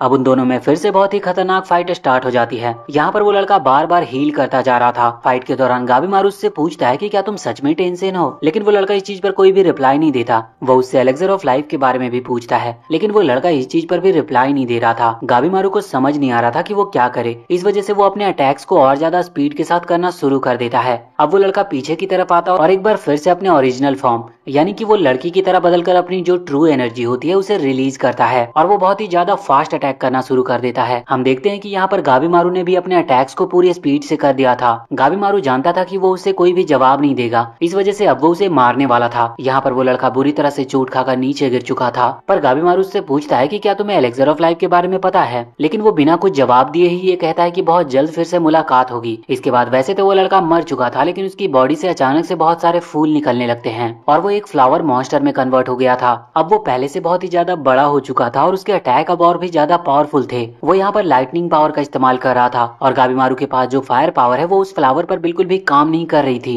गाबीमारू के ऊपर कई सारे पावरफुल अटैक होते हैं, जिसकी वजह से अब वो अपना कॉन्शियसनेस खोने लगा था और वो सोच रहा था कि सच में इस आइलैंड पर बहुत सारे पावरफुल मॉन्स्टर्स हैं और ये टेंसेन बस उनमें से एक था, तो बाकी कितने ज्यादा स्ट्रॉन्ग होंगे। यहाँ पर उसके बाद अब गाबीमारू बेहोश हो जाता है और वो एक ड्रीम में फंस चुका था, जहाँ पर वो अपनी वाइफ के साथ था। वो ड्रीम बहुत अच्छा था, लेकिन वो जानता था कि वो यहाँ इस ड्रीम में नहीं रुक सकता, वरना वो रियल लाइफ में मारा जाएगा। बाहर आने के बाद जब वो होश में आता है तो वो देखता है कि उस फ्लावर मॉन्स्टर ने उसे पकड़ रखा है। वहीं गाबीमारू को अपने क्लेन लीडर की एक बात याद आती है। उन्होंने कहा था कि उसे हार नहीं माननी है, चाहे कुछ भी क्यों ना हो जाए। उसके बाद गाबीमारू अपनी सबसे पावरफुल तकनीक का यूज करते हुए अपनी बॉडी से फायर को रिलीज करता है, जो कि बहुत ही ज्यादा थी। लेकिन उस फ्लावर मॉन्स्टर को इस चीज से भी कोई फर्क नहीं पड़ रहा था। मगर अचानक से वहाँ पर मे आ जाती है, जो कि एक बबल जैसी चीज को क्रिएट करके गाबीमारू को वहाँ से बचा कर ले जाती है। अब वो फ्लावर मॉन्स्टर वापस से अपने नॉर्मल रूप में यानी कि टेंसेन वाले फॉर्म में आ चुका था, मगर वो बहुत ही ज्यादा कंफ्यूज था कि आखिर मे उसे क्यों बचा रही थी। अब हम दूसरी तरफ देखते हैं कि अब सुबह हो चुकी थी, जहाँ पर इन सभी लोगों की नींद खुलती है। तो ये देखते हैं कि गाबीमारू वहाँ पर नहीं है, साथ ही मे भी वहाँ पर नहीं थी। अब वैसे तो यहाँ पर सागरी को गाबीमारू की थोड़ी चिंता हो रही थी कि वो कहाँ गया, लेकिन इस चीज पर यूजिरिया कहती है कि शायद वो होराई नाम की जगह पर गया होगा।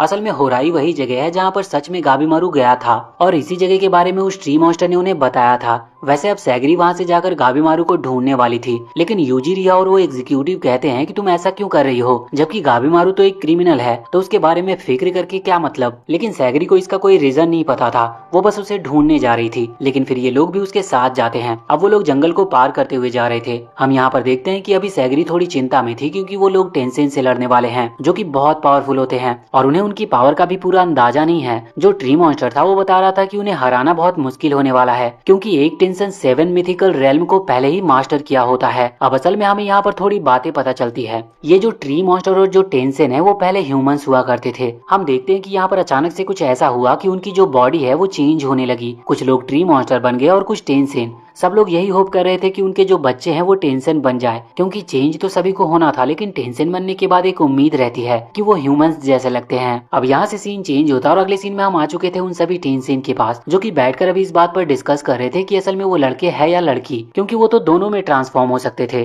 पर फालतू की बातें खत्म होती है और वहाँ पर एक दूसरा टेंसेन आता है। वो कहता है कि अब हमें ये सब बातें छोड़कर ये सोचना चाहिए कि इस आइलैंड पर जो भी लोग आए हैं उनका करना क्या है, क्योंकि ये बाकी सभी लोगों से बिल्कुल अलग है। यहाँ पर जब उन्हें पता चलता है कि जो वो लड़का है जिसकी फाइट मास्टर सैन और टेंजो से हुई थी और उसने मास्टर सैन और नुरगाई को वहां से जाने दिया, तो इस बात से एक दूसरा टेंसेन बहुत ज्यादा गुस्सा होता है और इसलिए वो उस पर अटैक करके उसे ब्लास्ट कर देता है। लेकिन वो फिर से रिकवर कर सकता था, पर यहाँ पर उसकी बॉडी उतनी स्पीड से रिकवर नहीं कर रही थी। वैसे यहाँ पर जो अभी अभी वो टेंसेन आया था, वो जिसने अभी अटैक किया था उससे कहता है कि तुम्हें अपनी फैमिली मेंबर पर अटैक नहीं करना चाहिए और तुमने भी एक बहुत बड़ी गलती की है। तुमने जिन लोगों को उस गड्ढे के अंदर डाला था तुमने उन्हें अंडर एस्टिमेट किया, वो मरे नहीं थे। तुम्हें पूरा कंफर्म होना चाहिए कि उनकी डेथ हुई थी या नहीं। लेकिन उसके बाद वो और ज्यादा चिंता ना करते हुए एक लिक्विड पीते हैं। असल में इस लिक्विड को 10 कहा जाता है और यही वो एलेक्सर ऑफ लाइफ है जिसके लिए सभी लोग यहाँ पर आए हैं। और ये पीते ही वो टेंसेन जिसके ऊपर अभी अभी अटैक हुआ था और उसकी बॉडी उतने फास्ट तरीके से रिकवर नहीं कर रही थी, उसकी बॉडी फिर से नॉर्मल होने लगती है और इस वक्त तो देखकर ही लग रहा था कि वो बहुत ही ज्यादा गुस्से में है। अब यहाँ से सीन चेंज होता है और हम गाबीमारू और मे को देखते हैं, जो दोनों बेहोश पड़े हुए थे। लेकिन अब गाबीमारू को होश आता और इस वक्त वो उस फ्लावर मॉन्स्टर के बारे में सोच रहा था।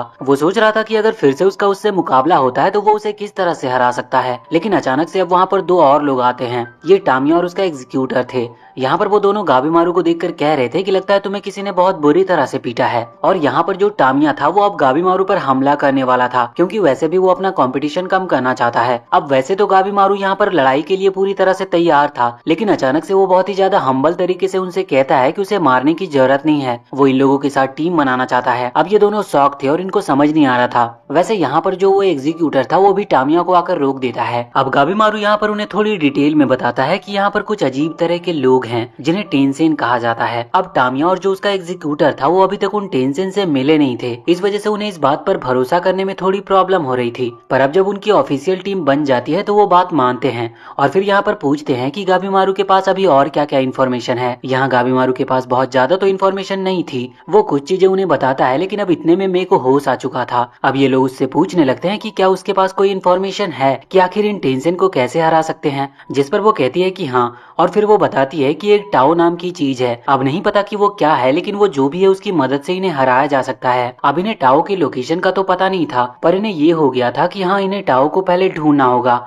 उस एलेक्सर ऑफ लाइफ से भी पहले। अब इसके बाद यहाँ से सीन चेंज होता और हम आ चुके थे सैगरी के पास। यहाँ पर वो पूरा ग्रुप आगे तो बढ़ रहा था, लेकिन उन्हें पता नहीं था कि सच में गाबीमारू अभी जिंदा भी है कि नहीं, क्योंकि यहाँ पर कई तरह के कितने पावरफुल मॉन्स्टर्स हैं। ये चीज वो पहले भी देख चुके थे, इसीलिए कोई चांस नहीं है कि गाबीमारू सच में जिंदा होगा। मगर सैगरी को पूरा भरोसा था। वो कहती है कि नहीं, गाबीमारू नहीं मर सकता, और अपनी वाइफ से मिले बगैर तो बिल्कुल भी नहीं। अब यहाँ पर जो ट्री मॉन्स्टर था वो उन्हें टाओ के बारे में बताता है। वो कहता है कि टाओ यहाँ की बहुत ही ज्यादा पावरफुल चीज है, यूं कह लो कि वो सबसे पावरफुल है, और इस चीज से उन टेंशन को भी हराया जा सकता है। वैसे अब हम यहाँ मास्टर सैन और नूरगाई को देखते हैं। नूरगाई इस वक्त मास्टर सैन पर अटैक कर रही थी, लेकिन मास्टर सैन उसे रोक लेते हैं। असल में नूरगाई चाहती थी कि मास्टर सैन उसे फाइट करना सिखाए और कुछ तलवारबाजी की स्किल सिखाए, लेकिन मास्टर सैन उसे मना कर रहे थे कि ये वो ऐसी जगह नहीं है जहाँ पर वो उन्हें कुछ सिखा सके। पर फिर वो पूछने लगती है कि आप तो देख भी नहीं सकते, फिर आप मेरे अटैक्स को किस तरह से देख पा रहे हो। इस चीज पर मास्टर कहते हैं कि असल में उन्हें वेव्स दिखती है, और इस चीज के लिए उन्हें बहुत ही ज्यादा शांत होना पड़ता है, और साथ ही उनका जो गुस्सा है उन्हें उस पर भी थोड़ा काबू करना पड़ता है, तभी वो इन वेव्स को देख पाते हैं और तुरंत रिएक्ट कर पाते हैं। इस पर नूरगाई कहती है कि उसे भी तलवार चलानी सीखनी है, जिससे कि वो टेंजो का बदला ले सके, क्योंकि वो उन दोनों को ही बचाते हुए मरा था। अब मास्टर सेन कहते हैं कि मैं तुम्हें सिखा तो नहीं सकता, लेकिन मेरी फाइटिंग टेक्निक्स को देखकर तुम जितना सीख सको उतना सीख लो। पहले तो वो उसे तलवार पकड़ने का सही तरीका समझाते हैं, और उसके बाद वहाँ पर कई सारे मॉन्स्टर आ गए थे जिन्हें वो मारते जा रहे थे, और नूरगाई ये सब देखकर उस टेक्निक को सीखने की कोशिश कर रही थी। फिर वो भी कुछ मॉन्स्टर्स के ऊपर इन टेक्निक का इस्तेमाल करती है, और कुछ ही देर में लगभग उन टेक्निक को सीखने लगती है। मास्टर सैन भी ये देखकर इम्प्रेस थे। वो सोच रहे थे कि हाँ, सच में इसके अंदर काबिलियत तो है। अब इसके बाद हम उन्हीं दोनों लड़का और लड़की को देखते हैं जिनको एक टेंशन ने एक गड्ढे के अंदर फेंक दिया था। अब हमें पता था कि वो वहाँ से तो निकल चुके हैं, इसीलिए अब वो निकलकर आगे बढ़ रहे थे। यहाँ पर जो लड़का था उसका नाम हमें चोबाई पता चलता है, और वो जो लड़की थी वो उसकी बहन थी। यहाँ पर चोबाई सोच रहा था कि आखिर इन लोगों को कैसे हराया जा सकता है, क्योंकि उनकी बॉडी पूरी तरह से रिकवर करती थी। लेकिन फाइट करते वक्त चोबाई ने एक चीज नोटिस की कि उन टेंशन की बॉडी कहीं कहीं पर बहुत ही ज्यादा वीक है, जिस वजह से उन्हें हराना एक हद तक पॉसिबल है बस। लेकिन ये तब तक था कि जब तक उनकी बॉडी फिर से रिकवर ना करे, क्योंकि जहाँ पर उनकी बॉडी वीक है उसे बस फिर से रीजनरेट होने में थोड़ा सा ही टाइम लगता था, मगर उन्हें पूरी तरह से खत्म करने का तरीका नहीं पता। अब तभी वहाँ पर एक आदमी आ जाता है जो कि बहुत अजीब था, और हमें पता चलता है कि असल में ये उन टेंशन का राइट हैंड है, और उन्होंने ही उसे यहाँ पर भेजा था इन सभी ह्यूमंस जो कि अभी अभी यहाँ पर आए हैं इन पर नजर रखने के लिए। वो आदमी बहुत ही अच्छे तरीके से इनसे कहता है कि आप दोनों वापस उसी गड्ढे में लौट जाए और उन फ्लावर में कन्वर्ट हो जाए, लेकिन ये मानते नहीं हैं। अब वो आदमी देखते ही देखते वहाँ पर बहुत सारे मॉन्स्टर्स को समन कर लेता है। वो सभी मॉन्स्टर्स की बात मान रहे थे और इन दोनों पर हमला कर रहे थे। ये देखते हुए उन दोनों अपना काम बांट लेते हैं, जहाँ पर चोबाई अभी इस आदमी से फाइट कर रहा था और उसकी बहन उन सभी मॉन्स्टर्स से। मगर ये आदमी बहुत ज्यादा पावरफुल था। ये चोबाई की गर्दन पर अटैक करता है, जिस वजह से उसकी गर्दन कट रही थी और बहुत ज्यादा ब्लड निकल रहा था। ये देखकर उसकी बहन बहुत शॉक थी, और अब चोबाई बच नहीं सकता था, लेकिन अचानक से उसकी गर्दन हील करने लगती है। इस बात से वो आदमी बहुत ही ज्यादा हैरान होता है, और जब वो अगला अटैक करता है तो हम देखते हैं कि चोबाई की बॉडी भी बिल्कुल टेंसेन की तरह रिकवर कर रही थी। इस चीज का कारण तो उन्हें नहीं पता था कि ऐसा क्यों हो रहा है, लेकिन चोबाई को इस चीज में बहुत मजा आ रहा था, और अब वो सोच रहा था कि असली फाइट तो अब शुरू होगी। यहाँ पर वो आदमी कहता है कि तुम कितने भी स्ट्रॉन्ग क्यों ना हो जाओ, लेकिन तुम मुझे नहीं हरा सकते। इसके बाद वो अपने सभी मॉन्स्टर से कहता है कि जाकर चोबाई के ऊपर हमला करे, क्योंकि उस लड़की को हराना तो बहुत आसान है। मगर जब वो पीछे मुड़कर देखता है तो उसके सारे मॉन्स्टर्स पहले ही मारे जा चुके थे, क्योंकि चोबाई की बहन ने उन्हें पहले ही खत्म कर दिया था। यहाँ पर चोबाई ज्यादा टाइम वेस्ट नहीं करता और तुरंत ही उस आदमी पर भी हमला करके उसे भी खत्म कर देता है। अब यहाँ पर चोबाई की बहन बहुत ही ज्यादा हैरान थी। वो पूछती है कि आखिर ऐसा कैसे हुआ, तुम्हारी बॉडी रिकवर कैसे कर रही है, और ये तो बिल्कुल उसी आदमी के जैसा हो रहा है जिसने हमें उस गड्ढे में फेंका था। अब यहाँ पर चोबाई कुछ भी कहे इसके पहले ही सीन चेंज हो जाता है, और हम वापस से गाबीमारू और उसके ग्रुप के पास आ जाते हैं। यहाँ पर फाइट चल रही थी, वहाँ पर बहुत सारे मॉन्स्टर्स आते जा रहे थे, लेकिन ये भी उनसे हारते जा रहे थे। और हम देखते हैं कि जो टामिया है उसने अभी मे को अपने कंधे पर बिठा लिया था, जिससे कि कोई भी मॉन्स्टर उसे चोट ना पहुंचा पाए। अब फाइट कुछ देर तो ऐसे ही चलती रहती है, लेकिन फिर वहाँ पर भी एक आदमी आता है, और हमें पता चलता है कि उन लोगों को दोषी कहा जाता है, और वो इन मॉन्स्टर्स के लीडर होते हैं। ये बिल्कुल वही सेम आदमी जैसा था जिसकी फाइट अभी अभी वहाँ पर चोबाई से हुई थी, मगर ये दूसरा वाला था। उसके यहाँ पर आने के बाद रिवील होता है कि मैं असल में एक टेंसेन है, लेकिन गाबीमारू यहाँ पर फिर भी उसे प्रोटेक्ट कर रहा था क्योंकि उसने गाबीमारू की मदद जो की थी। लगभग सारे मॉन्स्टर से लड़ने के बाद अब ये उस आदमी से भी लड़ने वाले थे, लेकिन फिर वो आदमी वहाँ पर दो पार्ट्स में डिवाइड हो जाता और इसके बाद वहाँ पर बहुत सारी बटरफ्लाईज भी आ गई थी। जिसके बाद टामिया बताते हैं कि असल में ये वही बटरफ्लाई है जिनकी वजह से लोग फ्लावर्स में कन्वर्ट हो रहे थे। यहाँ पर बहुत खतरनाक फाइट स्टार्ट हो जाती है और हमें पता चलता है कि अभी तक कोई भी उनमें से फ्लावर नहीं बना है, लेकिन ये दोनों दोषी रिवील करते हैं कि ये बहुत ही ज्यादा हार्ड ट्रेनिंग से गुजर चुके हैं, इसीलिए अभी इन्हें कोई नहीं हरा सकता। असल में दोषी टेंसेन से नीचे आते हैं और वो ये भी बताते हैं कि मैं असल में टेंसेन तो है, लेकिन वो उन लोगों के साथ नहीं है क्योंकि वो बहुत ही कमजोर थी, जिस वजह से उन लोगों ने उसे मारकर बाहर भगा दिया और अब वो उसे अपनी टीम का मेंबर नहीं मानते।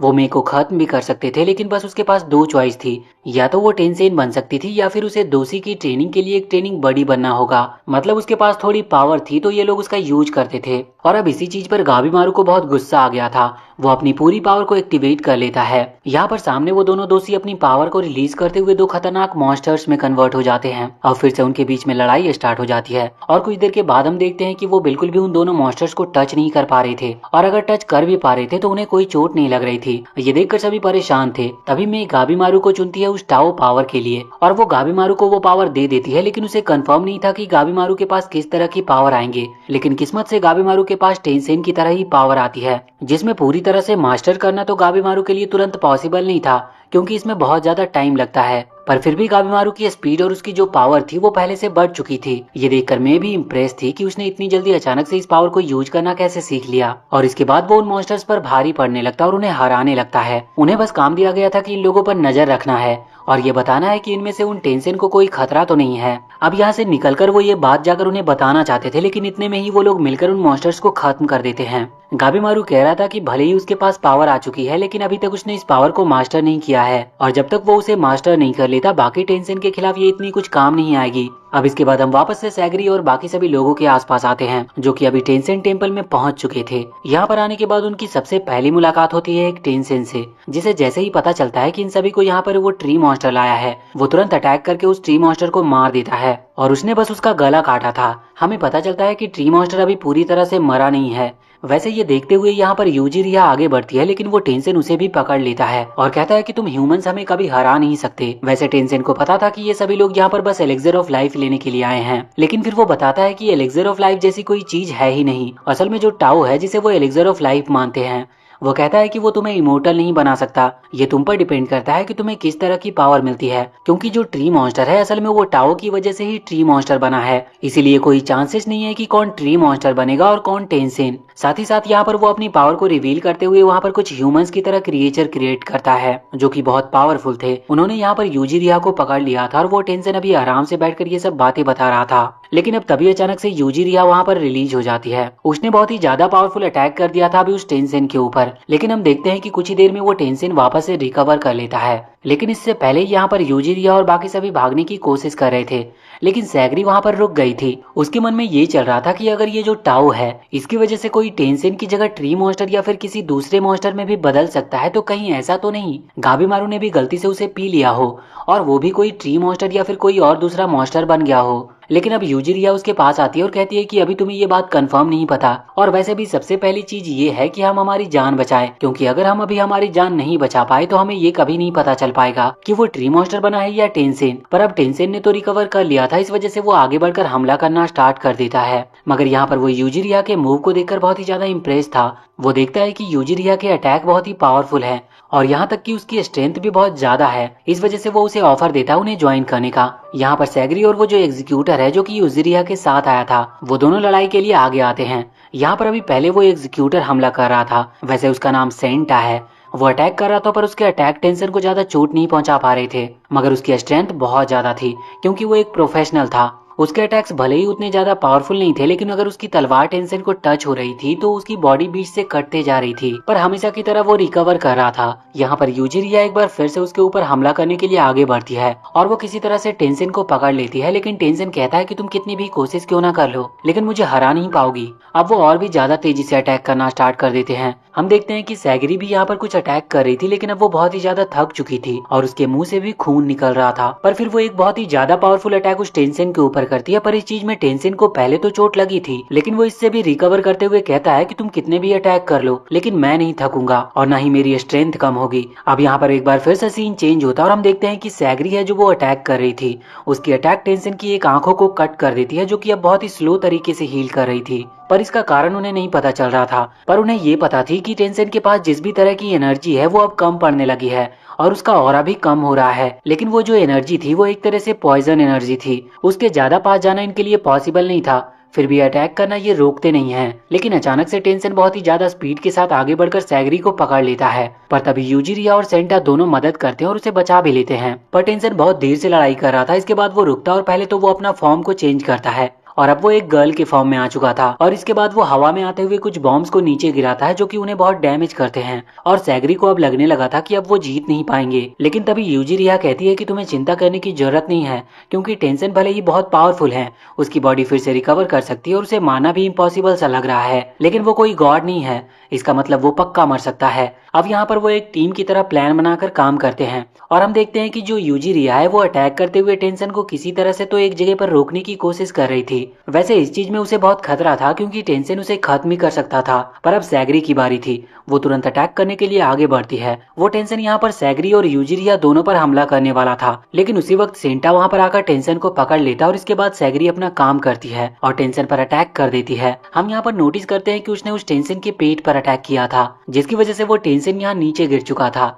ये लोग फाइनली थोड़ी शांति की सांस लेते हैं और इसके बाद यूजिरिया सेंटा से पूछता है कि जब वो टेंशन हम पर अटैक करने वाला था तो तुम अचानक से वहाँ पर आकर उसे क्यों पकड़ लिए, जबकि वो तुम्हें खत्म ही कर सकता था। लेकिन यहाँ पर सेंटा अपनी फीलिंग्स को रिफिल करता है, तो वो कहता है कि भले ही वो एग्जीक्यूटर है, लेकिन वो कभी खुद से ये काम नहीं करना चाहता था, उसकी फैमिली ये सब चाहती थी, इसी वजह से उसे ये करना पड़ा और बचपन से इस चीज को सीखना पड़ा। वैसे अब वो पूरी तरह से इस चीज को सीख चुका है और समझ चुका है, इसीलिए अब ये उसका काम बन चुका था और वो चाहते हुए भी इसे बदलना नहीं चाहता था। मतलब वो अंदर से तो चाहता था कि वो ये काम ना करे, पर उसकी जिम्मेदारियां उसे रोक रही थी। लेकिन जब वो यूजिरिया से मिला तब से उसकी लाइफ थोड़ी थोड़ी चेंज होती जा रही है और अब वो हमेशा उसके साथ ही रहना चाहता है। इसके बाद हम गाबीमारू और उसके ग्रुप को देखते हैं, जो कि अभी बहुत पावरफुल मॉन्स्टर से लड़ रहे थे। लेकिन फाइनली ये लड़ाई ओवर होती है और यहाँ पर गाबीमारू और उसकी टीम जीत जाती है। गाबीमारू यहाँ पर मे को थैंक यू कह रहा था, लेकिन अचानक से उसे अजीब सा फील होता है और उसकी नाक से ब्लड निकलना चालू हो गया था और फिर वो वहीं पर बेहोश हो जाता है। अब इसके बाद यहाँ से सीन चेंज होकर सैगरी और उसके ग्रुप पर आता है, जहाँ पर हम देखते हैं कि अभी वो बात करके रुके ही थे कि अचानक से उस टेंशन की बॉडी से फ्लावर निकलने लगते हैं। ये सेम बिल्कुल दूसरे टेंशन की तरह था और जितनी देर में वो लोग इस बात को समझ पाते कि तभी अचानक से वो टेंशन वहाँ पर फ्लावर मॉन्स्टर में क्रिएट होते हुए अटैक कर देता है। ये अटैक उसने यूजिरिया की तरफ किया था, लेकिन अचानक से सेंटा वहाँ पर सामने आकर उस अटैक को अपने ऊपर ले लेता है। अब वो देखते हैं कि जो फ्लावर मॉन्स्टर है वो टेंशन से भी ज्यादा खतरनाक दिख रहा था और जब वो अटैक करने ही वाला था, लेकिन इतने में ही मास्टर सैन और नूरगाई वहाँ पर आ गए थे। वो यहाँ पर फाइट करना स्टार्ट करते हैं और मास्टर सैन इस वक्त कह रहे थे कि सभी लोग यहाँ से चले जाओ। वैसे हम देखते हैं कि सेंटा की बॉडी पर वो सब फ्लावर उग रहे थे और उसे इस चीज में बहुत ही ज्यादा पेन हो रहा था। वो लोग उन फ्लावर्स को निकालते हैं। सैगरी यहाँ पर उस ट्री मॉन्स्टर से पूछता है कि क्या इसका कोई सॉल्यूशन है, लेकिन वो कहता है कि नहीं, उसे नहीं पता, पर अब उन्होंने उन फ्लावर्स को निकाल दिया था। यहाँ पर मास्टर सैन जितने भी अटैक कर रहे थे उसके बाद अब उनकी बॉडी से भी फ्लावर निकलने स्टार्ट हो चुके थे, लेकिन वो हार नहीं मानते। वो खुद ही अपनी तलवार से उन फ्लावर्स को निकालते जा रहे थे। इस चीज में वो पहले ही अपना बहुत सारा ब्लड खो चुके थे, लेकिन फिर भी वो यहाँ पर हार नहीं सकते थे। इधर हम देखते हैं कि सैगरी कहती है कि अगर हम तीनों यहाँ ज्वाइन कर ले तो शायद मास्टर सैन को कुछ हेल्प मिल सकती है, लेकिन यहाँ पर यूजिरिया बताती है कि उसके पास बिल्कुल एनर्जी नहीं है, इस वजह से अब वो फाइट नहीं कर सकती। मगर नूरगाई दोनों को ही मोटिवेट करते हुए कहती है कि चिंता की कोई बात नहीं है। मास्टर सैन इस चीज पर बहुत देर से सोच रहे थे कि एक टेंशन को किस तरह से हराया जा सकता है, क्योंकि उन लोगों का पहले भी टेंशन से सामना हो चुका है।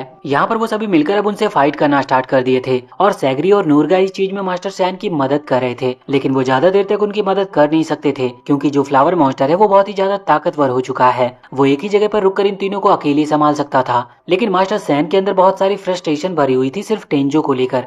इस वजह से वो उनके अटैक को रोक नहीं रहे थे और अब उनकी बॉडी भी जवाब दे रही थी, लेकिन उनका जो गुस्सा था वो उन्हें रोकने नहीं दे रहा था। और यहाँ पर वो कई सारे इसी तरह के पावरफुल अटैक करके उस फ्लावर मॉन्स्टर को वहाँ पर नीचे गिरा देते हैं। यहाँ पर सैगरी और नूरगाई दोनों ही आगे बढ़कर उस मॉन्स्टर के हाथों को पकड़ लेते हैं, जिस वजह से अब वो हाथों से तो अटैक नहीं कर सकता था, लेकिन फ्लावर होने के कारण वो वाइन्स की मदद से अटैक कर रहा था। मगर मास्टर सैन उन सभी को रोक लेते हैं और अब उनके अंदर भी टाओ की पावर आ चुकी थी, क्योंकि वो ऑलरेडी बहुत सारे अटैक इस पर कर चुके हैं। वैसे वो भी एक ट्री मॉन्स्टर बन सकते थे, लेकिन ये उनका लक था कि वो ट्री मॉन्स्टर मास्टर नहीं बनते।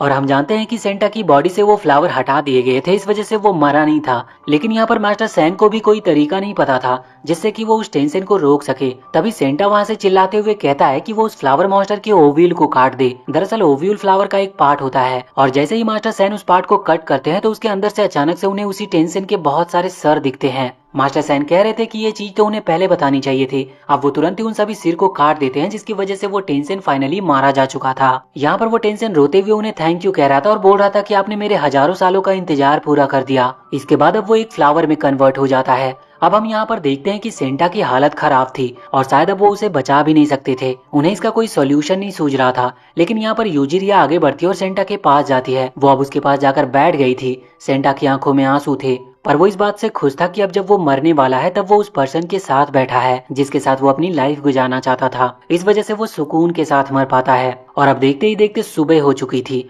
यहाँ पर सैगरी यूजिरिया को थैंक यू कह रही थी और कह रही थी कि उसकी वजह से इन सभी ने मिलकर काम किया और उनमें अच्छी दोस्ती हो चुकी है। और वो ये भी कह रही थी कि अब हम सभी को मिलकर काम करना होगा। साथ ही बाकी जो भी अभी इस आइलैंड पर जिंदा हैं वो पूरी कोशिश करेंगे उन सभी को जिंदा बचाकर ले जा सके। अब यहाँ पर वो एक ऐसी जगह पर पहुंच चुके थे जहाँ पर वो रुक सकते थे। वो एक घर की तरह थी और यहाँ पर वो लोग मास्टर सैन से पूछते हैं कि उन्हें टाओ के बारे में क्या नॉलेज है। तो इस पर मास्टर सैन कहते हैं कि ज्यादा कुछ नहीं पर इतना समझ लो कि जो टाओ है वो बहुत पावरफुल चीज है और अगर इसका सही इस्तेमाल ना किया जाए तो वो बहुत बुरी साबित हो सकती है। वैसे यहाँ पर सैगरी बता रही थी कि जो गाबेमारू के टीचर मतलब कि जो उसके क्लेन के मास्टर थे वो भी इस टाओ का इस्तेमाल करते थे और साथ ही साथ वो इमोर्टल की तरह थे। मगर वो इस आइलैंड से बाहर निकले ये चीज उसे समझ नहीं आती। पर इस चीज पर यूजिरिया कहने लगती है कि नहीं ऐसा नहीं है, वो एक निंजा क्लेन के लीडर हैं, उन्हें इल्यूजन तकनीक आती होगी तभी उन्होंने इस तरह के इल्यूजन क्रिएट किया जिससे कि वो सेक्टर में सबसे स्ट्रांग बनकर वहाँ के लीडर बनकर रह सके। यहाँ तक कि यूजिरिया कह रही थी कि ऐसा भी हो सकता है कि गाबेमारू की जो वाइफ है वो भी उनका एक इल्यूजन हो। लेकिन अब इस चीज पर सैगरी उसे मना कर देती है और कहती है कि अब बस ऐसी बातें करने की जरूरत नहीं है। अब यहाँ पर वो बाहर बैठी हुई थी और गाबेमारू और बाकी सभी लोग जिन्होंने यहाँ पर आइलैंड पर अपनी जान दी है उनके बारे में सोच रही थी। तभी वहाँ पर मास्टर सैन आते हैं और वो पूछते हैं कि क्या हुआ। तो सैगरी उन्हें सब बताती है जिसके बाद मास्टर सैन कह रहे थे कि शायद तुम गाबेमारू को पसंद करती हो। लेकिन सैगरी कहती है कि नहीं ऐसा नहीं है। वो पहले समझ रही थी कि गाबेमारू एक बहुत बुरा क्रिमिनल है लेकिन वो बुरा नहीं है, उसकी मजबूरी थी कि उसे ऐसा सब कुछ करना पड़ा और एक क्रिमिनल बनना पड़ा। लेकिन वो एक बहुत ही अच्छा इंसान है। अब यहाँ से सीन चेंज होता है और अगले सीन में हम देखते हैं कि गाबेमारू को होश आ चुका था और इस वक्त वो एक गुफा के अंदर था। बाकी सभी लोग भी वहाँ पर बैठे हुए थे। वो उन सभी को बहुत ही अजीब तरह से देख रहा था। असल में गाबेमारू को अपनी सभी बातें याद नहीं है, उसे बस कुछ कुछ मेमोरीज हल्की हल्की सी याद आ रही थी। लेकिन उसे पता नहीं चल रहा था कि आखिर यहाँ पर चल क्या रहा है। वो बस सोच रहा था कि वो यहाँ से बाहर निकलकर इन्फॉर्मेशन कलेक्ट कर सके और इस आइलैंड को छोड़ सके। और बाकी उसे कुछ भी याद नहीं था कि ये लोग कौन है। यहाँ पर मैं कह रही थी कि जो गाबेमारू को टाओ मिला है उसकी पावर बहुत ही ज्यादा अलग है, ये नॉर्मल जैसी नहीं लग रही है। क्योंकि यहाँ पर वो गाबेमारू की एनर्जी को महसूस कर पा रही थी। उसकी एनर्जी तो बिल्कुल अलग नहीं थी लेकिन जो उसका सर है वहाँ पर वो एनर्जी है जो कि उसे बहुत अजीब लग रहा था और उसे समझ नहीं आ रहा था कि ऐसा कैसे हो सकता है। पर इसी के साथ ये पार्ट यहीं पर एंड हो जाती है और अगर इसका अगला पार्ट भी आता है तो हम उसे भी लेकर जरूर आएंगे। वीडियो अगर अच्छी लगी हो तो चैनल को सब्सक्राइब करके बेल आइकन जरूर दबा लें।